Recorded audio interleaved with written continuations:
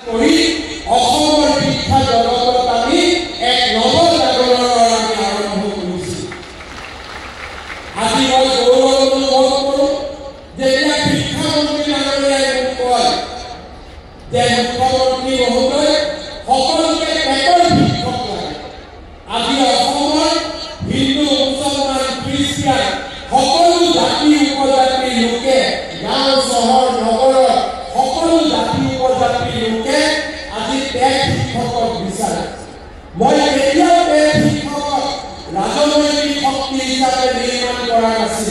মই মাত্ৰ তেতিয়াতে এটাই কথা কৈছিলোঁ যে আমাৰ পেট শিক্ষকসকল বিকশিত অসমৰ সেনানী হ'ব আৰু আজি সেই দায়িত্ব আজি সেই কাম আজি আমি নিজে লক্ষ্য কৰিছোঁ। দুই এজনক বাদ দিলে অসমৰ পেট শিক্ষকসকলৰ সাধনা আৰু শিক্ষা জগতক উন্নত কৰিবৰ বাবে অসমৰ পেট শিক্ষকসকলে লোৱা প্ৰচেষ্টা সকলোৱে আজি ভূয়সী প্ৰশংসা কৰে।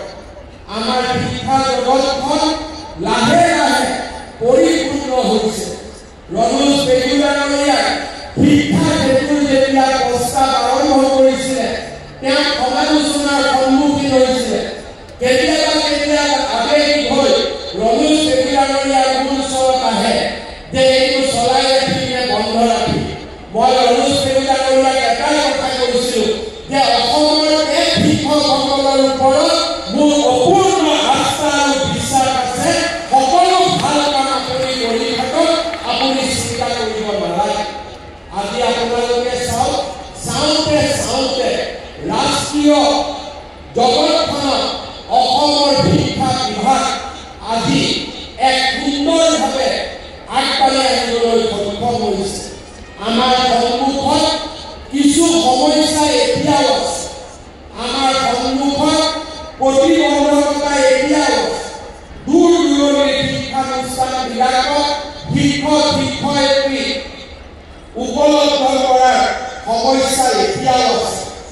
এইবাৰ আমি দূৰ দূৰণিৰ বিদ্যালয়সমূহত কাম কৰিবলৈ ইচ্ছুক প্ৰাৰ্থীসকলক আমি এটা সিদ্ধান্ত লৈছোঁ যে আমি অতিৰিক্তকৈ কিছু নম্বৰ দিম যাতে তেওঁলোকে প্ৰথমতে প্ৰত্যাহ্বানক চিহ্নিত কৰি প্ৰত্যাহ্বান গ্ৰহণ কৰিব পাৰিম বুলি তেওঁলোকে যাতে সেই অঞ্চলবিলাকত যাবৰ বাবে আবেদন কৰে।